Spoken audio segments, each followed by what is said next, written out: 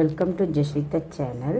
இன்றைக்கி ஒரு இட்லி பொடி பார்க்கலாம். அதுக்கு தேவையான பொருள் ஒரு சின்ன கப்பில் 1 கப்பு உளுத்தம்பருப்பு, 1/2 கப்பு கடலைப்பருப்பு, 3 ஸ்பூன் எள்ளு, ஒரு 15 காஞ்ச மிளகா, கொஞ்சம் கருவேப்பிலை,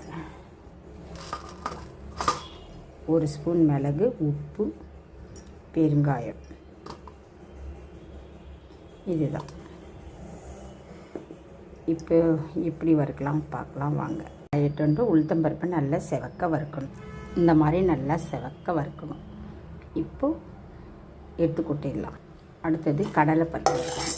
இதுவும் நல்லா செவக்கணும். கொஞ்சம் பாதி வறுப்படும் போதே இந்த எள்ளையும் போடலாம். இது வெளியில் தெரிக்கும், அதனால் இது கூடயே சேர்ந்து எள்ளையும் வறுக்கலாம்.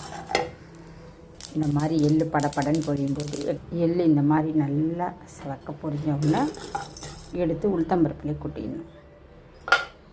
இப்போ மிளகு வறுக்கணும். மிளகு இந்த மாதிரி படப்படன்னு பொரிஞ்சு நல்லா வறுத்து படப்படன்னு பொரியும் போது எடுத்து கொட்டிக்கணும். இதிலே இந்த பச்சை கருவேப்பிலையை நல்லா வறுக்கணும். காயிற வரைக்கும் நல்லா வறுக்கணும். இந்த மாதிரி பச்சை கருவேப்பிலை வறுக்கும்போதே இந்த பெருங்காயமும் போட்டணும். இதையும் ஒரு வறுத்துடும். இப்போ இந்த காஞ்ச மிளகாவும் இந்த உப்பும் வறுக்கணும். ஏன்னா நெடி அடிக்கும், அதனால் ரெண்டையும் சேர்த்து வறுத்துக்கணும்.